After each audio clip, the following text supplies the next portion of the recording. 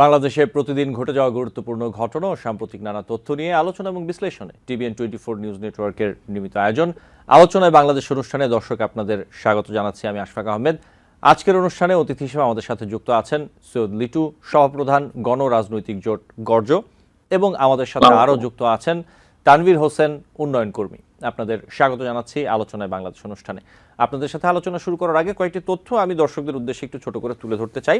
প্রথমে যে তথ্যটি তা হচ্ছে, প্রধান উপদেষ্টা প্রফেসর মোহাম্মদ ইউনূস পুলিশ ও জনগণের মধ্যে যে দূরত্ব সৃষ্টি হয়েছে তা কমিয়ে এনে মানুষের আস্থা ফিরিয়ে আনতে পুলিশ বাহিনীর প্রতি আহ্বান জানিয়েছেন। রাজারবাগ পুলিশ লাইন্সে পুলিশ সপ্তাহ 2025 উদ্বোধনকালে প্রধান উপদেষ্টা আহ্বান জানান। তিনি বলেন, স্বৈরাচারী শাসনের অবৈধ আদেশ পালন করতে গিয়ে পুলিশ বাহিনীর সদস্যরা জনরোষের শিকার হয়েছেন। পুলিশ জনগণের বন্ধু, পুলিশ বাহিনীকে সেই ভাবমূর্তি প্রতিষ্ঠা করতে হবে। ডিসেম্বর থেকে আগামী বছরের জানুয়ারির মধ্যে নির্বাচন আয়োজনের কথা পুনর্ব্যক্ত করে প্রধান উপদেষ্টা বলেন, নির্বাচন সুষ্ঠু ও শান্তিপূর্ণ করতে পুলিশ সদস্যদেরকে গুরুত্বপূর্ণ ভূমিকা পালন করতে হবে। পরবর্তী তথ্য তা হচ্ছে, মানবিক করিডোর নিয়ে জাতিসংঘ বা অন্য কোনো সংস্থার সঙ্গে অন্তর্বর্তীকালীন সরকারের কোনো আলোচনা হয়নি বলে জানিয়েছেন প্রধান উপদেষ্টার প্রেস সচিব শফিকুল আলম। মিয়ানমারের রাখাইন রাজ্যে কক্সবাজার হয়ে জাতিসংঘের মানবিক করিডোর সংক্রান্ত এক প্রশ্নের জবাবে তিনি মঙ্গলবার বাংলাদেশ সংবাদ সংস্থাকে বলেন, আমরা স্পষ্টভাবে জানাতে চাই, সরকার তথাকথিত মানবিক করিডোর নিয়ে জাতিসংঘ বা অন্য কোনো সংস্থার সঙ্গে কোনো আলোচনা করেনি। শফিকুল আলম বলেন, আমাদের অবস্থান হলো জাতিসংঘের নেতৃত্বে রাখাইনে যদি মানবিক সহায়তা প্রদান করা যায় তবে বাংলাদেশ লজিস্টিক সহায়তা দিতে আগ্রহী থাকবে। এরপর আরেকটি তথ্য তা হচ্ছে, সীমিত পরিসরে হলেও প্রবাসীরা যাতে ভোটাধিকার দিতে পারে সেটি চায় নির্বাচন কমিশন। আর্থ সামাজিক রাজনৈতিক বাস্তবতা ও ভোটারদেরকে শিক্ষাগত যোগ্যতা সবকিছু বিবেচনায় নিয়ে প্রবাসীদের ভোটদানের পদ্ধতি ঠিক করা হবে বলে মন্তব্য করেছেন প্রধান নির্বাচন কমিশনার AMM নাসির উদ্দিন। মঙ্গলবার প্রবাসী বাংলাদেশিদের ভোটাধিকার বিষয়ে অংশীজনদের নিয়ে নির্বাচন কমিশনে একটি সেমিনার আয়োজন হয় এবং সেখানেই সিইসি এই কথাগুলো বলেন। সিইসি বলেন যে পৃথিবীর অনেক দেশে আউট অফ কান্ট্রি ভোটিং আছে, তবে অনেক দেশ এটি শুরু করেও পারেনি নানা সমস্যায়। পাশের দেশ ভারতও এখন এই চালু করতে পারেনি। আমরা একটু চালু করতে চাই, সীমিত পরিসরে শুরুটা অন্তত হোক। সবশেষ আরেকটি তথ্য তা হচ্ছে, ক্ষমতাচ্যুত প্রধানমন্ত্রী শেখ হাসিনা এবং তার সরকারের সাবেক মন্ত্রী সহ যারা বিদেশে আছেন তাদের বাংলাদেশে ফেরাতে ইন্টারপোলের মাধ্যমে রেড অ্যালার্ট জারির সিদ্ধান্ত নিয়েছে দুর্নীতি দমন কমিশন। মঙ্গলবার দুদক মহাপরিচালক আক্তার হোসেন সাংবাদিকদের কথা জানান। তিনি বলেন, আমি নির্দিষ্টভাবে কারোর নাম উল্লেখ করতে চাই না, তবে আমি মনে করি এটি অর্থাৎ রেড অ্যালার্ট তদন্ত দলের এখতিয়ারের মধ্যে রয়েছে। যদি তারা তাৎক্ষণিক ব্যবস্থা নেওয়ার প্রয়োজন মনে করে তাহলে তা করতে প্রয়োজনীয় ব্যবস্থা নেবে, এটি তিনি বলেন। এবং এদিকে রাজুকের প্লট বরাদ্দ নিয়ে দুর্নীতির একটি মামলায় আদালত শেখ হাসিনার মেয়ে সাইমা ওয়াজেদ পুতুলের বিরুদ্ধে ইন্টারপোলের মাধ্যমে গ্রেফতারি পরোয়ানা জারির নির্দেশ দিয়েছে। এই ছিল কিছু তথ্য। আমি আলোচনায় চলে যাই। প্রথমে যে বিষয়টি, তানভীর হোসেন আপনার কাছে আসি। সোমবার আমরা যদি দেখি যে গত সোমবার পররাষ্ট্র উপদেষ্টা মোহাম্মদ তৌহিদ হোসেন তিনি জানান যে জাতিসংঘের তত্ত্বাবধানে শর্ত সাপেক্ষে মিয়ানমারের বেসামরিক লোকজনের জন্য করিডোর দেওয়ার নীতিগত সিদ্ধান্ত নিয়েছে বাংলাদেশ। এবং ঠিক তার পরের দিন অর্থাৎ বাংলাদেশ সময় মঙ্গলবার প্রধান উপদেষ্টার প্রেস সচিব বলেছেন, জাতিসংঘ বা অন্য কোনো সংস্থার সঙ্গে তথাকথিত মানবিক করিডোর নিয়ে কোনো আলোচনা হয়নি। কি বলবেন তানভীর হোসেন? ধন্যবাদ।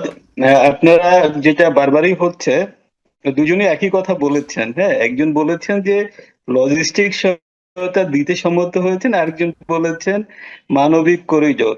আমরা তো আসলে কথার ফাঁদে আটকে যাই। আমরা যেহেতু প্রেস সচিব একজন কমিউনিকেশন স্পেশালিস্ট, তিনি এটাকে একটু ডিফারেন্ট ভাবে বলেন বলেই হয়তো আমরা আবার কনফিউজড হয়ে যাই। এখানে কনফিউশনের কিছু নেই। বিষয় যেটা হয়েছে, একটা মানবিক করিডোর দেয়া নিয়ে কথা হয়েছে কখন? যখন আমরা দেখেছি জাতিসংঘের মহাসচিব বাংলাদেশে এসে পাঞ্জাবি পরে তিনি রোহিঙ্গাদেরকে ভিজিট করতে গেছেন। তো উনি আসলে মুনাজাতটা বাংলাদেশের জন্য বা রোহিঙ্গাদের জন্য ধরেননি, উনি মুনাজাতটা ধরেছেন জাতিসংঘের জন্য। এটা প্রমাণিত হলো যে তিনি এসেছেন তার পারপাস সার্ভ করতে, তিনি এসেছেন তার অ্যাক্টিভিটি গুলোকে পার্সু করতে। এখন এখানে যে নিরাপত্তা সংকট আছে সেটা খুবই খুবই জটিল, এবং সেখানকার স্টেক হোল্ডার কিন্তু অনেক রকমের একটা জটিল পরিস্থিতির মধ্যে আছে।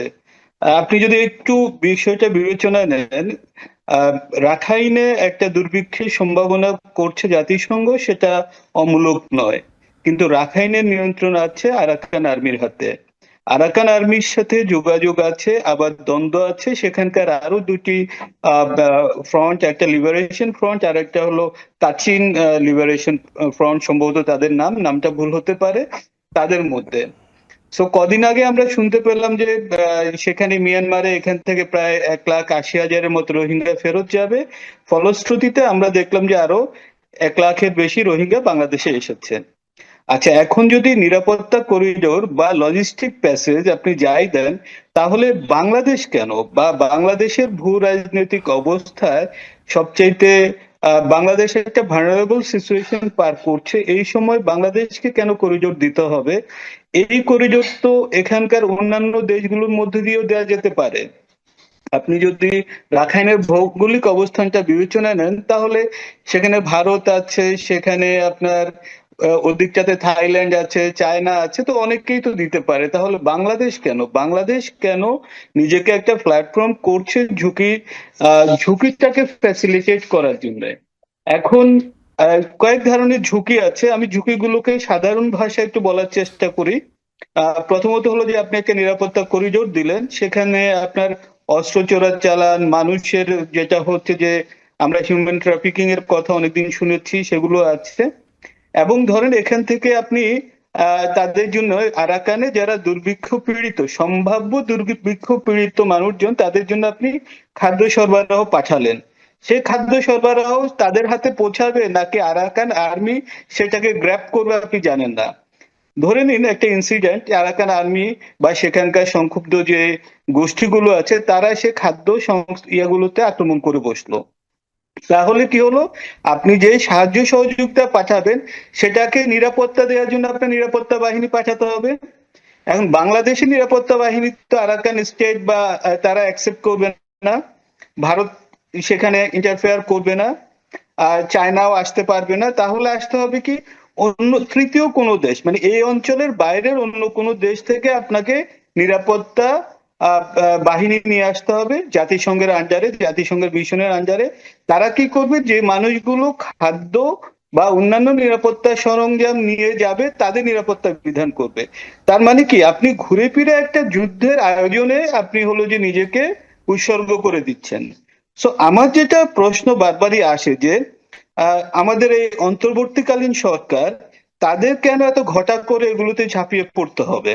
নাম্বার ওয়ান, যদি এখানে একটা রাজনৈতিক সরকার থাকতো, তারা যদি কোনো সিদ্ধান্ত নিত, তাহলে বলা যেত যে তাদের জনগণের ম্যান্ডেট আছে, অথবা তারা মনে করেন যে জনগণের ম্যান্ডেট আছে, তাদের সেরকম সিদ্ধান্ত নেওয়ার ক্যাপাসিটি আছে সাংবিধানিক ভাবে। এখন অন্তর্বর্তীকালীন সরকার যদি এসব জটিল বিষয়ে এই সিদ্ধান্ত নেন, তাহলে অবশ্যই বুঝতে হবে যে তাদেরকে অন্যান্য রাজনৈতিক দলের সাথে আলোচনা করতে হবে। সেই ক্ষেত্রে আমাদের অন্তর্বর্তীকালীন সরকার অনেকটা একলা চলো নীতির মধ্যে তারা যাচ্ছে, তারা এসব বিষয়ে যথেষ্ট আগ্রহ দেখাচ্ছে না। এখন বাংলাদেশের যে ভবিষ্যৎ সম্ভাব্য দুর্যোগ তারা ডেকে নিয়ে এসছেন, সেই ডেকে নিয়ে আসা দায়িত্ব কি তারা নেবেন? তারা তো নির্বাচন দিয়ে তারা হলে চলে যাবেন। এর মধ্যে আরেকটা অ্যালার্মিং নিউজ যেটা, সেটা হলো বাংলাদেশের নিরাপত্তা উপদেষ্টা মিস্টার খলিলুর রহমান, তিনি কিন্তু একজন আমেরিকান সিটিজেন। তিনি কিন্তু তার আপনার পাসপোর্ট সারেন্ডার করেননি, সিটিজেনশিপ সারেন্ডার করেননি। সো এখন তার নিয়ন্ত্রণে এই বিষয়গুলো ফ্যাসিলিটেট হচ্ছে। আমরা জাতি হিসেবে একটা আশঙ্কার মধ্য দিয়ে যাচ্ছি, একটা উৎকণ্ঠার মধ্য দিয়ে যাচ্ছি। সেখানে এই যে সম্পূর্ণ এই যে এত রকমের ঝুঁকি, অলরেডি আপনার কাছে প্রায় 11 থেকে 14 লাখের মতো রোহিঙ্গা জনগোষ্ঠী আপনার ল্যান্ডে আছে, এবং আপনি নতুন করে প্যাসেজ তৈরি করছেন, সেটা লজিস্টিক প্যাসেজ হোক বা হিউম্যানিটেরিয়ান প্যাসেজ হোক, মিনস সেম সিমিলার বিষয়টাকে আপনি বলছেন এক একবার এক এক ভাষায়, কেউ ভাত বলবে, কেউ অন্ন বলবে, ঘটনা কিন্তু একই হচ্ছে। তাহলে আহ কেন এটা আসলে করছেন? কিসের স্বার্থে? দেশের স্বার্থে? তাহলে এটা আপনারা প্রমাণ করুন যে এই ইনিশিয়েটিভের মধ্য দিয়ে আপনারা কি আসলে অ্যাচিভ করতে চাচ্ছেন। অথবা তাহলে যদি সেটা অ্যাচিভ করতে না চান, তাহলে কেন আপনারা এই ফ্যাসিলিটি আপনারা করার চেষ্টা করছেন? কেন অন্য জি। দেশগুলোকে আপনারা সেই দায়িত্ব দিতে দিচ্ছেন না? আহ, তাহলে এই প্রশ্নগুলো অবশ্যই আমাদের জনগণকে এই প্রশ্নগুলো তুলতে হবে, কারণ নিরাপত্তা বিশ্লেষকরা কিন্তু এই আশঙ্কাগুলো অলরেডি তাদের বিভিন্ন কলামে এবং তাদের বিভিন্ন বক্তব্যে তুলে ধরেছেন। জি তানভীর ধন্যবাদ। হোসেন, আমি আসবো নিশ্চয়ই আপনার কাছে। আবার সৈয়দ লিটু, একই বিষয় তানভীর আহমেদ যেরকমটা বলছিলেন, যে তানভীর হোসেন যেমনটা বলছিলেন যে এই করিডোরের সঙ্গে জাতীয় নিরাপত্তারও একটি বিষয় রয়েছে, তার বক্তব্যে যেটি উঠে এসেছে, আপনি এই ব্যাপারে কি বলতে চান সৈয়দ লিটু? অসংখ্য ধন্যবাদ আসিফ ভাই, সেই সঙ্গে আপনার সওয়াল তানভীর ভাইকে অসংখ্য অনেক শুভেচ্ছা। দেখেন, আমি ওই পার্টটা বরং একটু নাই বলি, যে কি কি সমস্যাগুলো হবে, কি হবে না হবে।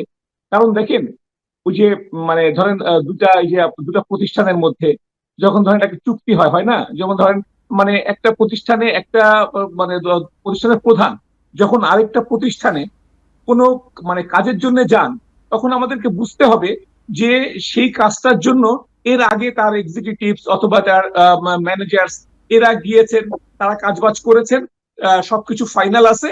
এইবার মানে শেষ চুক্তিটা করবার জন্য অথবা শেষ লেখাপড়াটা বা বোঝাপড়াটা করবার জন্য সেই প্রতিষ্ঠানের প্রধান তখন সেখানে যান। ব্যাপারটা এরকম যে দেখেন, জাতিসংঘের মহাসচিব এসেছিলেন বাংলাদেশে। তার মানে হলো এই করিডোরে মানে প্রস্তাব যে তারা করেছেন, এটা তো আমাদের প্রেস সচিবও বলেছেন যে তারা এই প্রস্তাবটা করেছে। তো আসলে জাতিসংঘের মহাসচিব যখন আসেন, তখন আর প্রস্তাবের বিষয় থাকে না, তখন এই প্রস্তাব নিয়ে আসলে আগে আলোচনা হয়েছে, কথাবার্তা শেষ হয়েছে, জাতিসংঘ মহাসচিব এসে শুধুমাত্র ফাইনাল করে গেছেন। তার মানে এটা এখন ডিসাইডেড। তো যেটা ডিসাইডেড সেটা নিয়ে আপনি আসলে আর আলোচনা করে কি করবেন, যে আমাদের এটাতে কি ক্ষতি হবে বা না দিতে পারলে কি উপকার হবে? আপনাকে এখন দিতেই হবে। একটা জিনিস কি, যে দেখেন না, আমাদের কিন্তু মানে সরকারের পক্ষ থেকে কিন্তু সৈয়দ রাজনীতিবিদ লিটু বিশেষ করে এখনো এমনটি বলা হয় নাই যে সরকার দিতে যাচ্ছে, অথবা এটা কিন্তু এখন এভাবে কিছু বলা হয়নি। না না, বলা হবে না তো, বলা তো হবে না। মানে কেন বলা হবে না? মানে এটা তো বোঝাই যায়, কিন্তু বলা তো হবে না। কেন বলা হবে না আপনাকে বলি, যে দেখেন মানে আমাদের রাজনীতিবিদদের এই যে মানে বিশেষ করে সরকারে যারা ছিলেন বিভিন্ন সময়, তাদের চরিত্রগুলো আপনি খেয়াল করেন। যখন কোনো মানে বিদেশি বা আন্তর্জাতিক কোনো চুক্তির বিষয় থাকে অথবা যখন আন্তর্জাতিক কোনো সিদ্ধান্তের ব্যাপার থাকে, তখন কিন্তু তারা যে জিনিসটা প্রথমেই ভাবেন সেটা হলো যে তার রাজনৈতিক ভাবে কি সুবিধাটা হবে, এক। আর দুই হচ্ছে, এটা হচ্ছে তার মানে প্রথম মানে কি বলে সুবিধাটা চিন্তা করা, একটা সুবিধা, আর একটা হচ্ছে কৌশল। আর কৌশলটা তিনি চিন্তা করেন এই, যে আমি তো এই সিদ্ধান্তটা নিব, এখন এইটা আমার জনগণের কাছে কিভাবে উপস্থাপন করে আমি নিজেকে পরিষ্কার রাখবো। ব্যাপারটা তো এই। তো এইখানেও এই যে আপনি বললেন না যে সিদ্ধান্তের কথা জানানো হয়নি, জানানো তো হবে না। এটা তো মানে এই কৌশলটাই তো আমাদের সরকারগুলো নেয়। অর্থাৎ তারা কোন কৌশলে আমাদেরকে বুঝাবেন, এইটা তাদের কাছে গুরুত্বপূর্ণ। কোন কৌশলে এই চুক্তিগুলো হোক অথবা সিদ্ধান্তগুলো হোক অথবা অন্যদের অনুরোধ রাখা না রাখার বিষয় হোক, কোন কৌশলে এটা করলে দেশের সুবিধা হবে অথবা অসুবিধা, মাথায় রাখেন কোন কৌশলে আমার জনগণকে বুঝিয়ে দিলে দিলে তারা আমাকে আমি নিরাপদ থাকতে পারবো, আমি সমালোচনার বাইরে থাকতে পারবো। ব্যাপারটা তো এই। আসলে তো সিদ্ধান্ত হয়ে গিয়েছে, এটা তো বোঝাই যায়।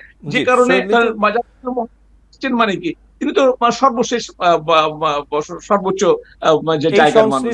এই দেখেন সংশ্লিষ্ট আরেকটি বিষয় একটু আসি আপনার কাছে সৈয়দ লিটু। আমি একটু প্রশ্নটা রাখি, জি যে বিষয়টি হচ্ছে এই জি রিলেটেডই। রবিবার চায়নার কমিউনিস্ট পার্টির প্রতিনিধি দলের সঙ্গে বৈঠক করে জামায়াত ইসলামের একটি প্রতিনিধি দল, এবং জামায়াতের পক্ষ থেকে রাখাইন একটি মুসলিম স্টেট গঠনের প্রস্তাব দেয়, এবং এক্ষেত্রে চায়না বড় ভূমিকা রাখতে পারে বলে জামায়াত নেতারা উল্লেখ করেন। এবং এরপর যদি দেখি যে সোমবার বিবৃতি দিয়ে জামায়াত ইসলামী জানায় এই প্রস্তাব থেকে সরে এসেছে দলটি। বিবৃতিতে বলা হয়, মূলত বাংলাদেশে আসা রোহিঙ্গাদের সম্মানজনক ও নিরাপদভাবে তাদের নিজ দেশে প্রত্যাবর্তন করার ব্যবস্থা ও তাদের জন্য একটি নিরাপদ অঞ্চল গড়ে তোলার বিষয়টি বোঝাতে চেয়েছিলেন, এবং এর মাধ্যমে কোনো ভুল বোঝাবুঝি সৃষ্টি হলে তা এই বিবৃতির মাধ্যমে নিরসন হবে বলে আশা প্রকাশ করছে। এই হচ্ছে বিষয়। জি, আপনি সৈয়দ লিটু যেটি বলছিলেন, আমি প্রসঙ্গটি একটু তুলে জি দিলাম। জি জি ওইটাই ওইটাই ওই যে ধরেন আপনি হয়তো প্রথমে একটা কিছু বলেছেন, তখন তারপরে হয়তো মনে হয়েছে যে এইটা পাবলিককে এভাবে জানানো যাবে না, পাবলিককে একটু অন্যভাবে বলতে হবে, না হলে পাবলিক আমাদেরকে ভুল বুঝতে পারে। ব্যাপারটা তো এইরকম। মানে আপনার সিদ্ধান্ত এবং আপনার মানে আমাদের দেশের মানুষকে বোঝানো বা দলীয় নেতাকর্মীদের বোঝানো বা সাধারণ মানুষকে বোঝানো, দুটা হচ্ছে ভিন্ন কৌশল। দেখেন আপনি এই যে প্রেস সচিব যে কথাটা বললেন, যে আমরা যে নিউজে দেখেছি যে তারা এরকম একটি প্রস্তাব দিয়েছে, সেখানে আমাদের কিছু শর্ত আছে, সেই শর্তগুলো আমরা বিবেচনা করছি, তারপর সিদ্ধান্ত নেব। ব্যাপারটা এরকম না? তো এই কথাটা বলার অর্থটা কি দেখেন, এটা কিন্তু আমরা স্বাভাবিকভাবে দেখতে এটা খুব মানে সাধারণ লাগছে, কিন্তু এটাই কিন্তু সবচেয়ে খারাপ খবর, যে তিনি যখন বলেন যে আমাদের কিছু শর্ত আছে, সেগুলো এখন বলছি না, আমরা এগুলো মিললে তারপরে নেব, সিদ্ধান্ত নিব। আপনি তো আগে বলবেন শর্তগুলো কি ছিল আপনার এবং তাদের। সেই শর্তগুলো যদি আপনার সরকারের থাকে, সরকার তো প্রথমে সেই শর্তগুলো পাবলিকলি আগে বলবে, যে তারা এই প্রস্তাব দিয়েছে, আমরা এগুলো এগুলো বলেছি, এগুলোর মধ্যে থেকে যদি আমাদের সুবিধাজনক অবস্থানে আমরা থাকতে পারি, তাহলে আমরা তাদের কথা মানতে পারি বা শুনতে পারি। আপনি শর্তগুলো বলাটাই তো গণতন্ত্র। সরকার একটা সিদ্ধান্ত নিতে যাচ্ছে, কি সিদ্ধান্ত, সেই সিদ্ধান্ত বাস্তবায়নের জন্য প্রক্রিয়াটা কি, সেই প্রক্রিয়াটা বলা, এই সবগুলো জনগণের কাছে বলা, জনগণের রিয়াকশন বোঝা, জনগণের সমালোচনা কোন পক্ষে বেশি অংশ যাচ্ছে, তারপরে সর্বাধিক জনগণ যতটুকু পক্ষ নিবে ততটুকু কাজ আপনি করতে পারবেন। এটাই হলো গণতন্ত্র। তো এই যে আমাদের যে গণতন্ত্রটা, এই যে সরকার তার সুবিধার মতো, অথবা তাকে কে কতদিন ক্ষমতায় রাখতে পারবেন, কার শক্তি কতটা, সেই অনুযায়ী তিনি সিদ্ধান্ত নেবেন, এবং পরে জনগণ কিভাবে জনগণকে বুঝালে জনগণ তাকে ভুল বুঝবে না অথবা তার সমালোচনা করবে না, তিনি সেই কৌশল হিসাবে আমাদেরকে সেই অনুযায়ী তার পরবর্তী বক্তব্য দিবেন। দেখেন, জি যে আমি আসবো আবারও আপনার কাছে, আমি একটু তানভীর হোসেনের কাছে যাই, আমি আবারও আপনার কাছে আসবো। তানভীর হোসেন, যেই প্রসঙ্গটি তুলেছিলাম, সৈয়দ লিটু বলছিলেন এই যে একটি বাংলাদেশের একটি রাজনৈতিক দল চায়না কমিউনিস্ট পার্টির সাথে একটি বৈঠক করেছে, সেখানে তারা একটি মুসলিম স্টেট গঠনের প্রস্তাব দেয় এবং পরবর্তীতে সেই অবস্থান থেকে সরে আসে। একটি রাজনৈতিক দল কমিউনিস্ট পার্টির সাথে একটি বৈঠক করেছে, সেখানে এই ধরনের একটি প্রস্তাব তোলা এবং পরবর্তীতে সরে আসা, এই বিষয়টি আপনি কিভাবে দেখছেন তানভীর হোসেন? আমার কাছে যেটা মনে হয়, একেবারেই সোজা বাংলায় বলতে গেলে একটা আনাড়ি রাজনীতির মতো একটা বিষয় আমার কাছে মনে হলো। প্রথমত আপনাকে দেখতে হবে যে চায়নাতে উইঘুর যে মুসলিম জনগোষ্ঠী আছে তাদের সাথে চায়না কি আচরণ করছে। আপনি চায়নার কাছ থেকে কেন এই দাবি করবেন, চায়নার কাছ থেকে কেন এই প্রসঙ্গ তুলবেন? আর একটা যেটা হলো যে রোহিঙ্গারা যারা বাংলাদেশে এসেছেন এবং আরাকানে যারা এখনো রয়ে গেছেন, আরাকান যে আর্মি তারা কিন্তু রোহিঙ্গাদের পক্ষে না। বাংলাদেশ সরকার একটা বিস্ময়কর রকমের কাজ করছে, সেটা হলো যে এখানে আবার যে আরো যে কিছু জনগোষ্ঠী ছিলেন বা সশস্ত্র গোষ্ঠী, তাদের একজন প্রধানকেও বাংলাদেশ সরকার আটক করেছেন। সো এই যে মিথস্ক্রিয়া চলছে রাজনৈতিকভাবে, আমি যেটা প্রথমে বলার চেষ্টা করেছি, এটা খুবই কমপ্লেক্স একটা ভূ রাজনৈতিক অংশ। এখানে ইন্টারেস্ট গ্রুপ গুলো অনেক বেশি এবং প্রত্যেকের ইন্টারেস্ট আছে। এখন আপনি এর মধ্যে হঠাৎ করে একটা ধর্মীয় কার্ড খেলে দিবেন, খেলে দিয়ে আপনি ফিল করবেন যে আচ্ছা এটা আপনার ভোটের রাজনীতিতে একটা খুব ভালো কাজ করবে, এগুলো হয় না। সো জামাতের যে উপলব্ধি, জামাতকে আসলে প্রথমত আমি রাজনৈতিক দল মনে করি না। মুক্তিযুদ্ধের সময় তাদের যে অবস্থান, সেই অবস্থান নিয়ে জামাতকে আগে ক্ষমা চাইতে হবে। জামাতের সেই ক্ষমা চাওয়ার পরে তাদেরকে রাজনৈতিকভাবে তাদেরকে নিয়ে আলোচনা করব কিনা সেটা নিয়ে প্রশ্ন আসবে। সুতরাং জামাতের বক্তব্য নিয়ে আমি ব্যক্তিগতভাবে কোনো মন্তব্য করব না। আমি মনে করি না বাংলাদেশের স্বাধীনতার পক্ষে যেহেতু জামাত ছিল না, এই স্বাধীন দেশে তাদের রাজনীতি করার অধিকার নাই আনটিল তারা বাংলাদেশের নাগরিকদের কাছে ক্ষমা চাইবে। তো সেই ক্ষমা চাওয়া পর্যন্ত আমরা অপেক্ষা করি, তারপরে না হয় জামাত নিয়ে আলোচনা করি। ধন্যবাদ। তানভীর হোসেন, আপনাকে ধন্যবাদ। সৈয়দ লিটু, আপনাকে ধন্যবাদ। আপনারা থাকবেন, আমাকে একটু বিরতি নিতে হবে, বিরতির পর আমরা আলোচনা চালিয়ে যাব। দর্শক আলোচনায় বাংলাদেশ অনুষ্ঠান নিচ্ছি ছোট্ট একটি বিরতি, সাথে থাকবেন। TBN 24 টেলিভিশন দেখতে আজই কল করুন 7187776556। লগ ইন করুন www.totalcablebd.com।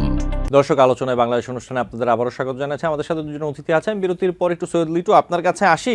যে আলোচনা হচ্ছিল, আসলে আমরা যে আলোচনা করছিলাম, মানবিক করিডোর নিয়ে বাংলাদেশ একটা চ্যালেঞ্জের মধ্যেই আছে। এই যে ভূ রাজনৈতিক যে চ্যালেঞ্জ, এটি আসলে কতটা বাংলাদেশের জন্য, এবং একই সাথে যদি একটু আপনার কাছে প্রশ্ন রাখি যে কোন দেশের বা কোন দেশের বা কার কোন পক্ষের ভূ রাজনৈতিক স্বার্থে আসলে আটকে রয়েছে এই যে রোহিঙ্গা সমস্যার সমাধান, আপনি কিভাবে দেখেন বিষয়টি সৈয়দ লিটু? আপনাকে আবারও ধন্যবাদ। দেখেন, আমি তো সবচাইতে বড় স্বার্থ দেখি হচ্ছে জাতিসংঘের সহায়তা যারা করেন আর কি, এই আপনার ইউনিসেফ বলেন, ইয়েরা বলেন। তো দেখেন, আমার কাছে, আমি খুব সহজভাবে দেখি জিনিসটা। আমি জিনিসটাকে খুব বেশি জটিল প্রথম থেকেই দেখিনি। আমার কাছে প্রথমেই মনে হয়েছে যে এইটাকে খুব সাদা মাঠা ভাবে আমি মনে করি যে এই যে সারা পৃথিবীতে যে যারা এই যে এনজিও গুলা করেন, এই যে এনজিও আপনার আমাদের মানে এখন যে এনজিও শাসন চলতেছে দেশে, এদের শক্তি অসম শক্তি এই কারণে আপনার এই যে রোহিঙ্গারা আসছেই তো আপনার এই এনজিও দের রিকমেন্ডেশনে, তারা ওইখানে সামরিক জান্তা আছে বলে মিয়ানমারের এদেরকে সহযোগিতা করবার সুযোগ পাচ্ছিল না। তো সহযোগিতার সুযোগ না পেলে তো বাজেট হবে না। তো তারা এই সবাই মিলেই জাতিসংঘকে ধরেছে যে আমরা ওখানে সহযোগিতা মানে দিতে পারছি না, এই লোকগুলা এই শিশুদের পড়াশোনা হচ্ছে না, এই মানুষগুলা খেতে পাচ্ছে না, অমানবিক মানবতার জীবনযাপন করতেছে, তো এদেরকে একটা সেফ জায়গায় নিয়ে আসতে হবে। তো সেফ জায়গায় আনতে চাইলেই তো আর হবে না। এখন যাদের শক্তি আছে তারা তো আর জায়গা দিবে না, ইন্ডিয়া চায়না এরা তো আর জায়গা দিবে না। তো কি করতে হবে, ঠিক আছে ওই যে ইয়ে তো একটা আছে, ওই মানে বাংলাদেশ আছে, ওইখানে ঢুকায় দাও। কারণ সারা পৃথিবী এখন জানে, পৃথিবীর সব শক্তিশালী দেশ না, সব দেশই এখন জানে যে বাংলাদেশের মানে খুব মজার একটা জায়গা আছে। এইখানে কোনো চুক্তি করতে গেলে অথবা এখানে কোনো মানে কি বলে কোনো নির্দেশনা দিতে গেলে, কোনো কিছু এখান থেকে নিতে গেলে কোনো কিছুই করতে হয় না যে তোমার এতটুকু আমার এতটুকু, এই ধরনের কোনো ভাগ বটরের কোনো হিসাবে যেতে হয় না। সরাসরি সরকারকে বললেই হয় যে দেখো আমেরিকা আমার হাতে আছে, তাকে আমি ম্যানেজ করে দিব, আর টাকা পয়সা যা লাগবে টাকবে আমি দেবো, ক্ষমতায় তুমি থাকবা। তো এখন কথা হচ্ছে যে এরকম একটা কাজ তোমার করে দিতে হবে, এখানে এই লোকগুলা নিতে হবে, অথবা এই চুক্তিটা করতে হবে, এখানে সমুদ্রের ভাগ দিতে হবে, এই দিতে হবে। যে কোনো ব্যাপারে সরকারকে সোজাসুজি এই কথাটা বললেই ব্যাস হয়ে যায়। এটা এখন সবাই জেনে গেছে। এই জন্য সব সরকারকে শুধু এই একটা কথা বলেই যে কোনো কাজ করিয়ে নেওয়া যায়। যেগুলো আমরা দেখছি যে আমরা মানে রক্ত দিলাম, আমরা এত বড় আন্দোলনটা হলো, সর্বস্তরের মানুষের অংশগ্রহণে হলো, কিন্তু মানে তার আগেই মিটমাট হয়ে গেল যে কে ক্ষমতায় বসবে, কিভাবে দেশ চলবে, শর্ত হচ্ছে বা শর্তগুলো তো দেখতেছেনি। এই যে আজকেও একটা লোক বলতেছিল আমাকে হঠাৎ করে অফিসে আসার সময় যে ভাই ওই যে আমি তো বুঝতে পারিনি প্রথমে, আমি কিন্তু এখন ক্লিয়ার, বিএনপি জামাত বুঝুক না বুঝুক আমি কিন্তু বুঝে গেছি যে ইউনূস সাহেব নির্বাচন ডিসেম্বরে অথবা জুন এরকম একটা গ্যাপ কেন রেখেছে, যে অথবা উনি কেন নিশ্চিত হতে পারতেছেন না, এটা কিন্তু আমি বুঝে গেছি। আমি বললাম ভাই কেমনে বুঝলেন, বড় বড় দল বুঝেন, আপনি বুঝলেন কেমনে? ভাই ব্যাপারটা ছিল এই যে এই যে মানে তাদের যে মানে মানুষ তো আর নিজের লাভ ছাড়া কোনো কিছু করবে না। তো ইউএসএ যে সহযোগিতারা করলো, বিশেষ করে তারাই মানে জাতিসংঘকে বলে দিল, জাতিসংঘ আমাদের আর্মিকে স্টেট বলে দিল যে তোমরা শান্তি বিষয়ে থাকতে পারবা না, বিষয়ে থাকতে পারবা না। এরকম একটা বড় পদক্ষেপ কেউ তো আর নিজের সুবিধা ছাড়া নিবে না। তো সেই সুবিধাটা হচ্ছে যে ভাই এই জায়গাগুলো যে তাদের এই যে রাখাইনদেরকে অথবা বিশেষ করে এই যে মানে চায়না তাদেরকে একটা নির্দিষ্ট জায়গায় মানে গুছিয়ে কাছে দেওয়া, সেটা একটা জায়গা পুরোপুরি স্বাধীন করে হোক, মানে কিছু অংশ এখান থেকে ওখান থেকে নিয়ে স্বাধীন করে হোক, অথবা তাদেরকে একটা মানে ব্যবস্থা করে দেওয়া বা তাদেরকে বুঝিয়ে বাজিয়ে হোক, যেমনি হোক। তো সেই জায়গাটা এই যে চলে আসছে, এই জায়গাটা যখনই সমাধানটা হয়ে যাবে তখনই নির্বাচনটা তারিখটা ঘোষণা হয়ে যাবে, আর ভাই দেরি হবে না। তার মানে নির্বাচন হচ্ছে, যেহেতু এই সর্বশেষ জায়গাটাও সরকার সামনে নিয়ে আসতে পারছে, এখন এটা আলোচনার মত ইয়ে করে যে চাপায় এটা সমাধান হয়ে গেলেই বাকিগুলো সব সমাধান হয়ে যাচ্ছে, খুব শীঘ্রই ডেটে পড়ে যাবে।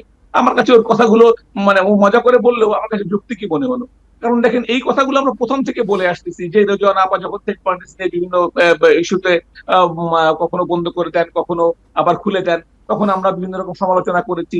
কারণ কি আমরা সমালোচনা করেছি কিন্তু এই জায়গাগুলোতে না, মানুষের আমাদের সাধারণ মানুষের সব সমালোচনা ছিল একটা জায়গা, যে সরকার কোনো কিছু পরিষ্কার কেন করছে না, তারা কি চাইছে, কেন করছে, এই জায়গাগুলো কোনো বলছে না। মানে যখনই এই গোপনীয়তা গুলো থাকে না, তখনই মানুষ সন্দেহগুলো করে, এবং সেই সন্দেহগুলো আসলে এখন মানে ক্রমাগত দেখেন বাস্তব হয়ে গেল।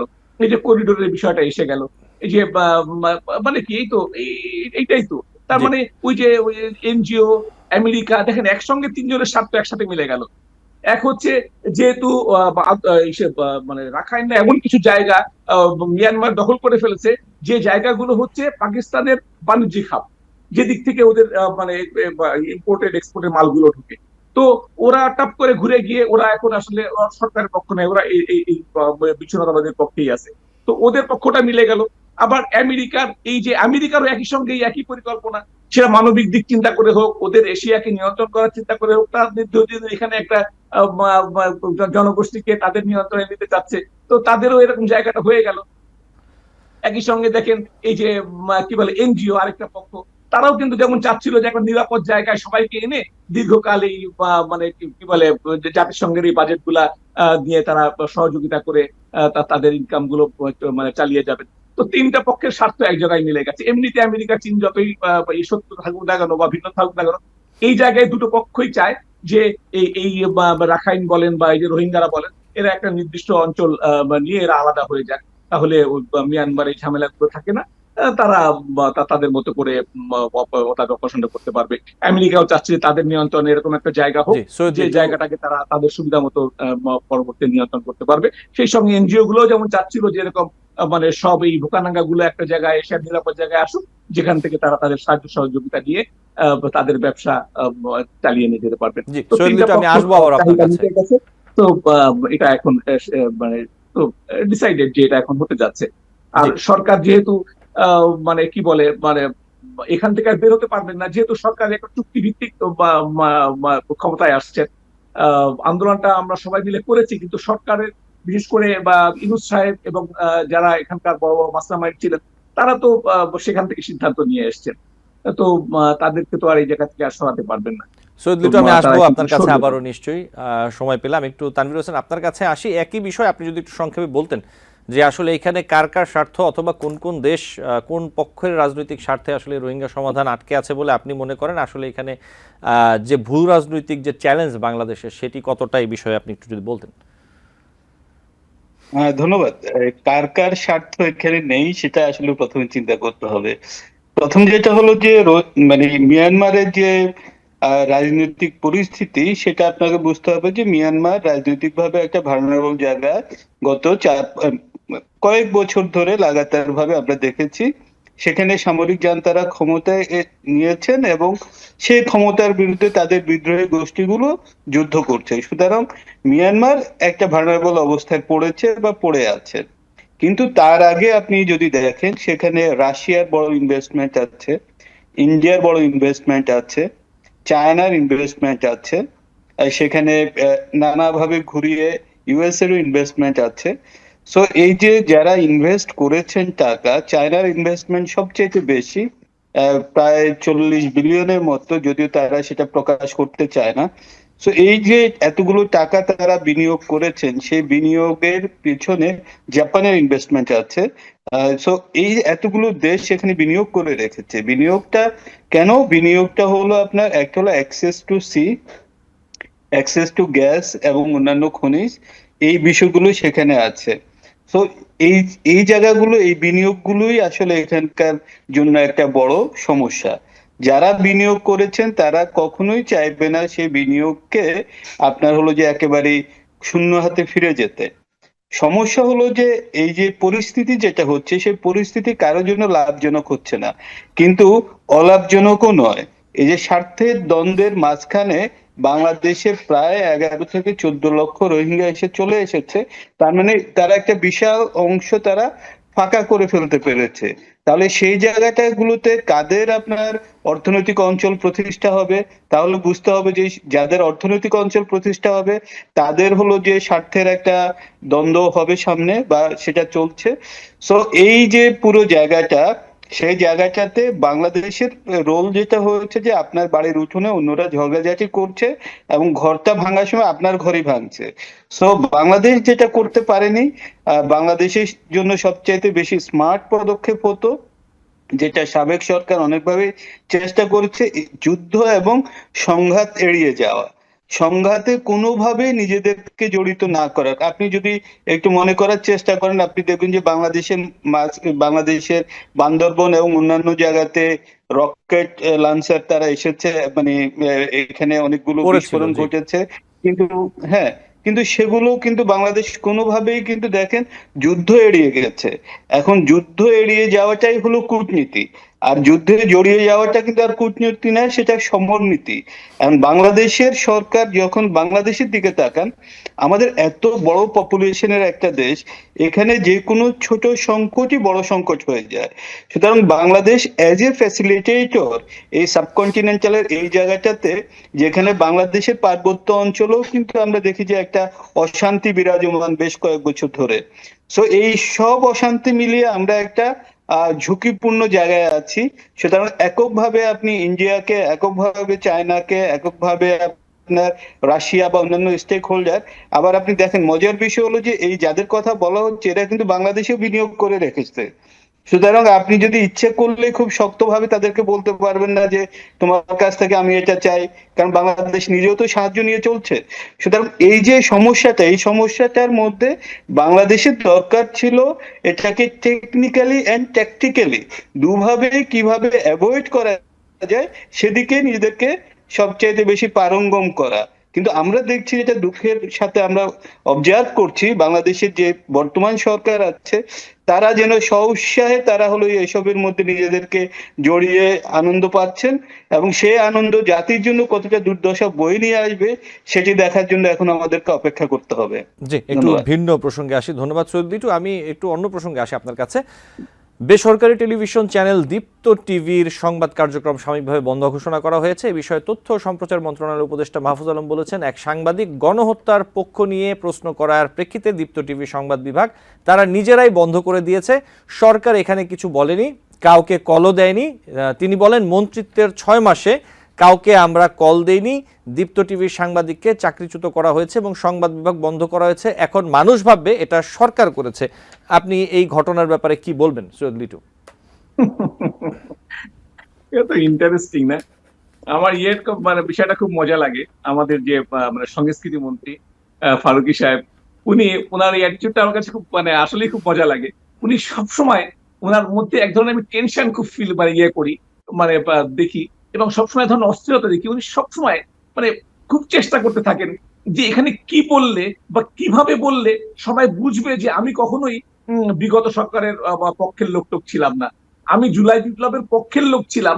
এইটা মানে প্রমাণ করবার জন্য উনি সবসময় যে কোনো প্রসঙ্গে, সেটা প্রসঙ্গ হোক বা না হোক, অপ্রাসঙ্গিক হোক, বা যে কোনো পরিস্থিতিতে উনি একটা কোনো প্রসঙ্গ এখানে আনতে চান, একটা অ্যাটিটিউড এখানে ভিন্ন রকম করতে চান, যাতে করে উনি প্রমাণ করতে পারেন যে উনি জুলাইয়ের পক্ষে, মানে এই জুলাই আন্দোলনের পক্ষে ছিলেন, এটার বিপক্ষে ছিলেন না, বা আওয়ামী লীগের বিপক্ষে ছিলেন না। এইটা প্রমাণ করার মানে প্রতি মুহূর্তে যে ওনার যে ব্যাকুলতা, এটা আমার কাছে খুব মজা লাগে। আপনি দেখেন এই যে মানে একটা সাংবাদিকদের প্রশ্ন উত্তরের একটা পর্বে উনার অ্যাটিটিউডটা আপনি দেখছেন? মানে আপনি কি জুলাই আন্দোলনের পক্ষে ছিলেন, মানে এরকম ভাবে জিজ্ঞাসা করতেছে। তারপরে ও ইয়া ইয়া মানে মানে একটা শিক্ষিত লোক এইভাবে কথা বলে, আমার কাছে খুব খারাপ লাগে। মানে এটা তো আমাদের দেশ, এই দেশের জন্য তো আমরা মানে কষ্ট করি, চেষ্টা করি এই দেশটাকে মানুষকে ভালো রাখবার জন্য। এই অ্যাটিটিউড গুলো মানুষকে, আমাদেরকে খুব কষ্ট দেয়। দেখেন এই যে আপনি যে প্রসঙ্গেই আসি, এই যে মাহবুব সাহেব আমাদের উপদেষ্টা, সম্মানিত উপদেষ্টা, তিনি যে কথাটা বললেন যে আমরা কাউকে ফোন টোন দেই না, ওনারা কাউকে ফোন দেন না, কিন্তু ওনারা সময় টিভি বা বিভিন্ন টিভি একেবারে সরাসরি টিভি অফিসে চলে যান, গিয়ে লিস্ট ধরায় দিয়ে আসেন। ওনারা ফোন টোন দেন না, ওনাদের মানে ফোন দেওয়ার সময় নাই, ওনাদের গাড়ি আছে বড় বড়, সরাসরি চলে যান। ব্যাপারটাই এরকমই আসলে। মানে এইটা তো মানে আমরা তো দেখলামই। আপনি তো মানে উনি তো নিজেই, এই যে উনি তো নিজেই স্বীকার করলেন যে এরকম একটা মানে কথা বলবার জন্য তারা নিজেরা বন্ধ করে দিছে। তার মানে কি, এটা যদি সত্যিও হয়, ওনার কথা যদি সত্যি হয়, তারপরেও মানে তারপরে সেটা আরো বেশি ডেঞ্জারাস হয়ে যায় যে উনি মানে এরকম একটা ফ্যাসিবাদের পক্ষে অথবা মানে জুলাই বিপ্লবের বিপক্ষে এরকম কোন কথা বলেছেন, এই জন্য টিভি কর্তৃপক্ষ তার কি রিয়াকশন হতে পারে তারা এতটাই ভয় পেয়ে গেছেন যে তারা পুরো নিউজ ফিডই বন্ধ করে দিয়েছেন। তার মানে কি, এতটা ভীতির মধ্যে তারা থাকেন সাংবাদিকরা, সংবাদ মাধ্যম বিশেষ করে। একটা ইলেকট্রনিক মিডিয়া কিন্তু খুব সাধারণ একটা ব্যাপার না, এটা শুধু প্রতিদিনকে মানে খবর হচ্ছে ব্যাপারটা এরকম তো না। মানুষগুলো বসে থাকে সারা দেশের মানে কি খবর এটা জানবার জন্য। একটা মিডিয়া মানে হচ্ছে, আমরা বলি যে সাংবাদিকরা জাতির দর্পণ, মানে আয়না। আমরা তো সাংবাদিকের মাধ্যমে দেখি যে দেশটা কি চলছে, সেই সঙ্গে আমরা এটাও দেখছি এখন যে আমাদের সরকারটা কি চলছে, কিভাবে চলছে, কি কাজগুলো করছে। একটা উপদেষ্টা কিভাবে কথা বলতে পারে যে এরকম একটা মানে কথা বলে ফেলেছে, এই জন্য তারা বন্ধ করে দিচ্ছে নিজেরাই। তার মানে নিজেরাই বন্ধ করে দেওয়া লাগে, এতটা আতঙ্কে থাকতে হয় যে মানে এটা রিয়াকশন এতটাই ভয়াবহ হতে পারে যে তার আগেই তারা বন্ধ করে দরজা বন্ধ করে দিতে হয়েছে, তাদেরকে নিউজ বন্ধ করে দিতে হয়েছে। দেখেন মানে আমি কি প্রশ্ন করব যদি আমি আপনাকে মানে সরকারের কাছে সামনে যাই, যদি আপনি আমাকে প্রশ্ন করার সুযোগ দেন, মানে তো আমি তো যা ইচ্ছা তাই বলবো। আপনি তো আমাকে ভেঙে বলবেন যে না ব্যাপারটা এরকম, আমরা এইভাবে বলিনি, আমরা এইভাবে করিনি। আমি কিভাবে প্রশ্ন করব, আমি জুলাইয়ের পক্ষে করব না জুলাইয়ের বিপক্ষে করব, আমার সেই স্বাধীনতা তো আছে। মানে আপনার পক্ষে হতে হবে, মানে সেটার সেটার কি মানে আছে? তো স্বৈরতন্ত্র তো এইটাই, ফ্যাসিবাদ তো এইটাই। এই যে ফ্যাসিজম গুলো চালু করতেছেন, এই যে মানে কি বলে, আজকে একজন অভিনেতাকে মেরে টেরে বা তারে পুলিশে দিয়ে আসছে, জি, অভিনেতা সিদ্দিক। এরা কারা? তো মানে এই প্রশ্রয় গুলো না দিলে তো এই ঘটনাগুলো ঘটতো না, তাই না? এগুলো পুলিশ ধরবে, এইগুলো অন্যায়কারী, ঠিক আছে, এগুলো তো অন্যায়কারী, তা আমরা জানি। তো এই যে মানে একটা লোক শ্রেণীকে লেলিয়ে দেওয়া, একটা শ্রেণীকে লেলিয়ে দেওয়া মানে কি? প্রশ্রয় দেওয়া মানেই লেলিয়ে দেওয়া। তার মানে প্রথম 2-4টা ঘটনা ঘটে উত্তেজনায়, এর পরের ঘটনাগুলো ঘটে হচ্ছে প্রশ্রয়। তো আপনি সৈয়দ লিটু, যখন আমার হাতে সময় একদম কম, যদি জি প্রশ্রয় দেন, তখন সেই ঘটনাটা এইভাবে কন্টিনিউ করতে থাকে। জি মানে সংস্কৃতি মন্ত্রী মানে যে আচরণ ছিল, যে কথা বলার অ্যাটিটিউড ছিল, সেগুলো দেশের মানুষকে খুব কষ্ট দিয়েছে। তিনি একজন মানে তার শিক্ষা নিয়ে প্রশ্ন উঠেছে, তার মানে কি বলে সাংবাদিকদের প্রতি সহ দেশের মানুষের প্রতি বা সাধারণ মানুষের মানে আকাঙ্ক্ষার প্রতি তার যে অবজ্ঞা, এটা আমাদেরকে খুব কষ্ট দিয়েছে। সৈয়দ লিটু, ধন্যবাদ আপনাকে। আমি নিশ্চয়ই আর সময় পেলে আসবো, কিন্তু সময় হয়তো বা পাবো না। একটু তানভীর হোসেন আপনার কাছে আসি, খুবই কম সময় রয়েছে, 2 মিনিট, হয়তো বা আপনি 1.5 মিনিট পাবেন। একটু যোগ করে দিই 10 সেকেন্ডে। এবার জুলাই অভ্যুত্থানের সময়ের ঘটনায় করা হত্যা চেষ্টা মামলায় সাবেক প্রধানমন্ত্রী শেখ হাসিনার সঙ্গে আসামি হয়েছেন অভিনেত্রী সুবর্ণা মুস্তফা, চিত্রনায়িকা অপু বিশ্বাস, নিপুণ আক্তার সহ 17 অভিনয় শিল্পী। জি তানভীর হোসেন, সংক্ষেপে যদি বলতেন। ধন্যবাদ। মামলা তো হচ্ছে, অনেক মামলা হচ্ছে। মামলা নিয়ে আমাদের আইন উপদেষ্টা বলেছেন, তিনি তা স্বীকারোক্তি দিয়েছেন যে এই অনেকগুলো মামলায় হচ্ছে, অপ্রয়োজনীয়ভাবে হচ্ছে। দেখুন, সরকার যখন ক্ষমতায় থাকে, যে কোনো সরকার ক্ষমতায় থাকে, সরকারের সাথে শিল্পী, সাহিত্যিক, সাংবাদিক, বুদ্ধিজীবী সবাইকে কাজ করতে হয়। এক একজন এক এক মোটিভে, এক এক ইন্টেনশনে কাজ করে। সো আমরা তো এমন ভাবে বলতে পারি না যে এই যে 16 বছরের প্রশ্ন বারবারই সামনে আসে, তো সেখানে আপনি এইভাবে মামলা দিয়ে মানুষকে হেনস্থা করাটা সত্যি অমানবিক হচ্ছে। প্রথমত হলো যে যে ভঙ্গিতে তারা কথা বলছে, সৈয়দ লিটু ভাইকে ধন্যবাদ, উনি ব্যাখ্যা করেছেন যে সেটা বাংলাদেশের মানুষ কষ্ট পাচ্ছে। আর যে মামলাগুলো হচ্ছে, এর আগেও আমরা আরো কিছু মামলার খোঁজ খবর আমরা পেয়েছি, যেগুলো শুধুমাত্র রাজনৈতিক উদ্দেশ্যে মানুষকে হেনস্থা করার জন্য, মানুষের স্বাভাবিক জীবনকে ব্যাহত করার উদ্দেশ্যে এই মামলাগুলো দিচ্ছে। আমার মনে হয় যে সরকার এভাবে ঘুরিয়ে পেঁচিয়ে কথা না বলে স্ট্রেইট কথা বলুক, যে কাদেরকে কাদেরকে তারা মামলা দিতে চায়, কাদেরকে কাদেরকে তারা জেলে পুরতে চায়। স্ট্রেইট বলুক, মানুষ একটু শান্তিতে থাকুক, মানুষ বুঝুক সরকারের অবস্থান। কিন্তু এইভাবে কদিন পর পরই মানে জল ঘোলা করে এক একবার এক একজনকে, সমাজের নন্দিত ব্যক্তিবর্গের বিরুদ্ধে মামলা দিয়ে দেশকে আসলে কোথায় নিয়ে যাওয়া হচ্ছে, সেই বিষয় নিয়ে আমার মনে হয় যে আজকে আমরা কথা বলছি, আগামীকাল হয়তো পুরো জাতি কথা বলবে। আমি মনে করি যে এই ধরনের পদক্ষেপে সরকারকে কঠোরভাবে দমন করতে হবে। কারো যদি অপরাধ থাকে তাহলে স্পেসিফিক ভাবে সেই অপরাধের বিরুদ্ধে মামলা দেয়া যেতে পারে, কিন্তু এইভাবে আপনার হলো উদ্দেশ্যমূলক ভাবে হয়রানিমূলক মামলা থেকে অবশ্যই সরকারকে দূরে সরে আসতে হবে। তানভীর হোসেন, আপনাকে অনেক ধন্যবাদ। সৈয়দ লিটু, আপনাকে আন্তরিকভাবে ধন্যবাদ জানাচ্ছি। আপনাদের আজকে যুক্ত হয়েছেন, দুজনই ভালো থাকবেন। নিশ্চয় অন্য কোনোদিন আপনাদের সাথে আবারও কথা হবে, আমাদের দর্শক আপনাদের মূল্যবান মত শুনতে পারবেন। দর্শক, আলোচনায় বাংলাদেশ অনুষ্ঠানে আজ এই পর্যন্তই। পরবর্তী অনুষ্ঠান দেখার আমন্ত্রণ জানিয়ে বিদায় নিচ্ছি।